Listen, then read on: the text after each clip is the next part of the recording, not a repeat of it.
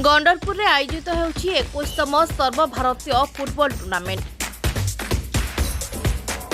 सजाई होइछि गंडरपुर Biju Patnaik mini stadium. पड़िया चारिपटे दर्शकों खजाखज भिड़।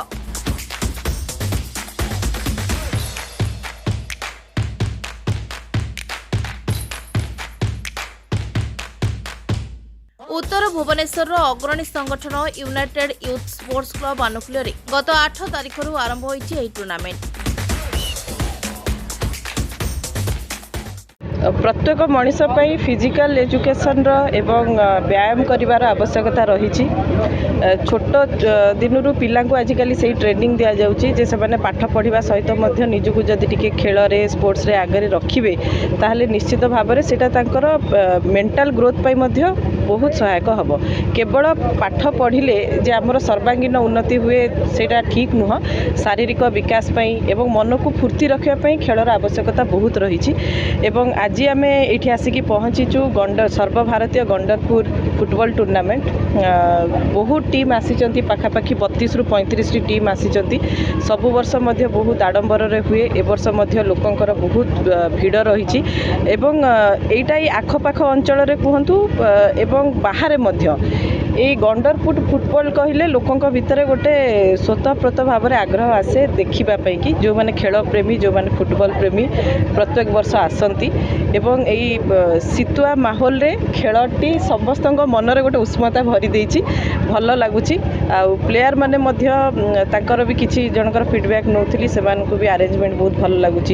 दर्शक माने एंजॉय करछंती एवं मु तो स्पेशली आपण मानक हमर मीडिया बंधु मानक बहुत धन्यवाद देबी।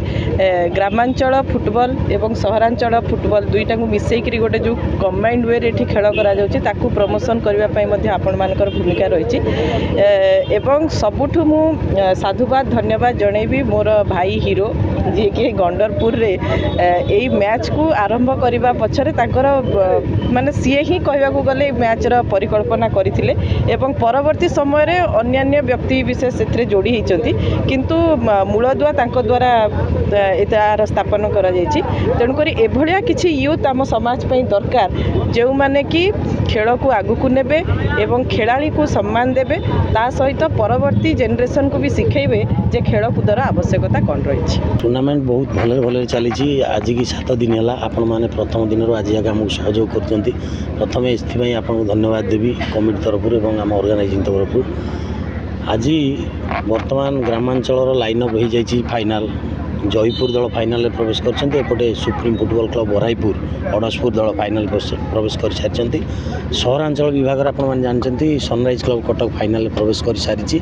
वर्तमान वाईडीसी मणिपुर और कलिकतार कामरून 11 चली। 1-0 गोल आगुआ अच्छी वाईडीसी मणिपुर आंख भितर जी जीत काली सनराइज क्लब संगे फाइनाल भेट।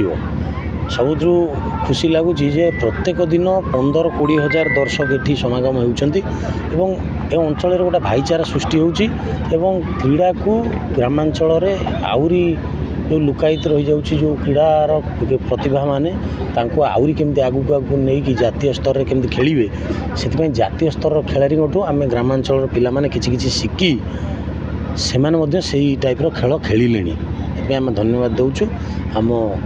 आमको समस्ते सहयोग कर पब्लिसिटी कर आज ग्रामांचल सर्वभारतीय स्तर में पहुँची एवं आसंता काली उद्यापनी उत्सव ये उद्यापनी उत्सव रे आखपाखर समस्त क्रीड़ाविद और क्रीड़ाप्रेमी को अनुरोध कर द्वारा आपण मैंने जोग आसतु खेल को उपभोग करूँ खेलाड़ी को उत्साहित करूँ और गोटे भाईचारा परिवेश सृष्टि। आम ग्रामर सर्वभारतीय फुटबॉल टूर्नामेंट बहुत जाकजमक पालन होउछि। 21तम एवं बहुत आगरू आमर गंडरपुर यूनाइटेड यूथ स्पोर्ट्स क्लब कमिटर सदस्य माने बहुत प्राणपण चेष्टा करी गंडरपुर ना को केमिति आग को नेबे से प्राणपण चेष्टा करिसेंती। सकाळु संध्या पर्यंत पूरा माने प्राण लगे काम करूछंती जेमती कि गाँर नाटा माने जेमती ऊपर को जीव एवं ए सर्वभारतीय खेलर महत्व है जे ए अंचल रे भाईचारा संपर्क सृष्टि करने सहित उन्नत मानर फुटबॉल खेलाड़ी सृष्टि करवा एवं से माने जेमिति कौन सरकारी ବେସରକାରୀ ହଉ ଯାହା ବି ହଉ ସେମାନେ ଯେମିତି ଥଇଥାନ ହେଇପାରିବେ ସେଥିପାଇଁ ବି ଉଦ୍ୟମ ଚାଲିଛି ଏବଂ ଆଖପାଖର ମାନେ ଯେତେ ଗାଁ ଗଣ୍ଡା ରହିଲା ସମସ୍ତେ ମାନେ ଅପେକ୍ଷା କରିଥାନ୍ତି କେମିତି ଏଇ ସର୍ବଭାରତୀୟ ଗଣ୍ଡରପୁର କପ୍ ଆସିବ ଏବଂ ଆମେମାନେ ତାକୁ ମନ ଭରପୁର ଉପଭୋଗ କରିବୁ।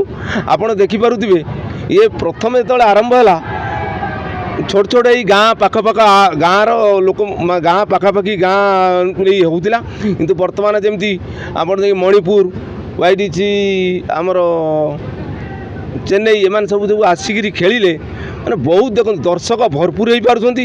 ତା ସହିତ ଆମର ଦର୍ଶକ ଦରବାର ବଢ଼ାଇବା ପାଇଁ ମାଗଣା ଲଟେରୀ ସିଷ୍ଟମ୍ ବି ହେଇଛି ଯେ ପ୍ରତ୍ୟେକ ଦିନ ମାନେ ଆମ ଗାଁ ଲୋକଙ୍କର ଟିକେଟ୍ କଟା ହେଉନି କିନ୍ତୁ ବାହାର ଲୋକର କଟା ହେଉଛି। ସେମାନେ ପ୍ରତ୍ୟେକ ଦିନ ଦେଖିବା ସହିତ ଫୁଟବଲଟିକୁ ଉପଭୋଗ କରିବା ସହିତ ଆଉ ଲଟେରୀର ମଜା ନେଇପାରିବେ। ମାଗଣା ଫ୍ରିରେ ହେଇଛି। ଆଉ ଆମ ଗାଁର ମାନେ ଆମ ଗାଁର ବିଶେଷତ୍ୱ ଏଇ ଯେ ଆମ ଗାଁର ଯୁବକମାନେ ସବୁବେଳେ ଚେଷ୍ଟା କରନ୍ତି କେମିତି ଲୋକଙ୍କୁ ଫ୍ରିରେ ବହୁତ ଜିନିଷ କିଛି ଦେଇପାରିବୁ ଫ୍ରିରେ ଦେଇପାରିବୁ ଯେମିତି ଫ୍ରିରେ ଟିକେଟ୍ ହେଲା ଆମର ଯେମିତି ଯାତ୍ରା ହେଉଛି ସେ ଫ୍ରିରେ ଚେୟାର ଫ୍ରିରେ ସବୁ ଜିନିଷ ଫ୍ରିରେ ଦେବାକୁ ଚେଷ୍ଟା କରନ୍ତି। ଧନ୍ୟବାଦ। ମୁଁ ଏତିକି କହିବି ଆପଣମାନଙ୍କ ମାଧ୍ୟମରେ ଯେ ଏଇଟା ବହୁତ ଆଗକୁ ଆପଣ ବଢ଼ାନ୍ତୁ ଯେମିତି ଆମର ଗାଁର ନାଁ ବି ରହିବ ଆହୁରି ଆଗକୁ ଭଲ ଭଲ ଟିମ୍ ଆସିବ। ଆପଣଙ୍କ ମାଧ୍ୟମରେ ଅନୁରୋଧ କରିବି ଯେ এইটাକୁ ଆଉ ଟିକେ ଆଗକୁ ବଢ଼ିବା ପାଇଁ ଚେଷ୍ଟା କରିବି। କାରଣ ଫୁଟବଲ ପୁଣି ଥରେ କହିବି ଆପଣଙ୍କ ମାଧ୍ୟମରେ ଥରେ କହିଥିଲି ଫୁଟବଲ ଖେଳରେ ପିଲାଙ୍କର ଭବିଷ୍ୟତ ନାହିଁ। ଯିଏ ଖେଳୁଛି ସେମାନେ ସେଇ ଖେଳ ସ୍ତରରେ ହିଁ ରହିଯାଉଛି। ତାର କୌଣସି ଚାକିରି ନାହିଁ କି ଗୋଟେ ସରକାରୀଙ୍କ ତରଫରୁ ଗୋଟେ କେଉଁଠି ଚାକିରି କରିବା କି ଛୋଟିଆ ମୋଟିଆ ଚାକିରି ହେଉ କି ଯାହା ହେଉ ଗୋଟେ କଲେ ପିଲାମାନଙ୍କ ଇଣ୍ଟରେଷ୍ଟ ବଢ଼ନ୍ତା ଯେ ହଁ ଫୁଟବଲ ଖେଳିକି ମୋ ପୁଅ ଗୋଟେ ଆଜି ଅମୁକ ଜାଗାରେ ଚାକିରି ପାଇଲା କି ମୋ ଭାଇ ଗୋଟେ ଅମୁକ ଜାଗାରେ ପାଇଲା। ଜଣେ ଖେଳାଳି ଖେଳିକିରି ତାର ଭବିଷ୍ୟତ କ'ଣ? କ୍ରିକେଟ ଖେଳରେ ଭବିଷ୍ୟତ ଅଛି, ଫୁଟବଲ ଖେଳରେ ଓଡ଼ିଶାର ଭବିଷ୍ୟତ ଶୂନ। ତେଣୁ ପୁଣି ଗତ ସରକାରଙ୍କୁ ବି ଆମେ ଅନୁରୋଧ କରୁଥିଲୁ ଏ ସରକାର ମଧ୍ୟ ଅନୁରୋଧ କରୁଛୁ ଯେଉଁମାନେ ଖେଳୁଛନ୍ତି ଆଜି ଆମ ଟିମ୍ ସନ୍ତୋଷ ଟ୍ରଫି ଓଡ଼ିଶା ଟିମ୍ ଆଜି ସେମିଫାଇନାଲ୍ ଖେଳୁଛି। ଆମେ ଗର୍ବ କରୁଛୁ ଯେ ଯେଉଁମାନେ ଏଇ ଓଡ଼ିଶାର ନେତୃତ୍ୱକୁ ନେଇ ସାରା ଭାରତ ବର୍ଷରେ ପହଞ୍ଚାଇ ପାରୁଛନ୍ତି ତାଙ୍କ ପ୍ରତି ସ୍ୱତନ୍ତ୍ର ଧ୍ୟାନ ଦିଅନ୍ତୁ। ହେଲେ ଫୁଟବଲର ବିକାଶ ହେବ। ଫୁଟବଲର ବିକାଶ ହେଲେ ପ୍ରତି ଗାଁରୁ ଫୁଟବଲ ଖେଳାଳି ବାହାରିବେ। ସର୍ବଭାରତୀୟ ଗଣ୍ଡରପୁର କପ୍ ଫୁଟବଲ ଟୁର୍ଣ୍ଣାମେଣ୍ଟରେ ଚଳିତ ବର୍ଷ 24ଟି ଗ୍ରାମାଞ୍ଚଳ ଏବଂ 8ଟି ସହରାଞ୍ଚଳ ଟିମ୍ ଭାଗ ନେଇଛନ୍ତି।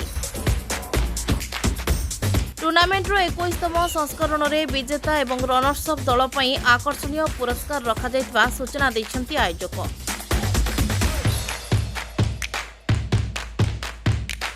Bureau report, rainbow media.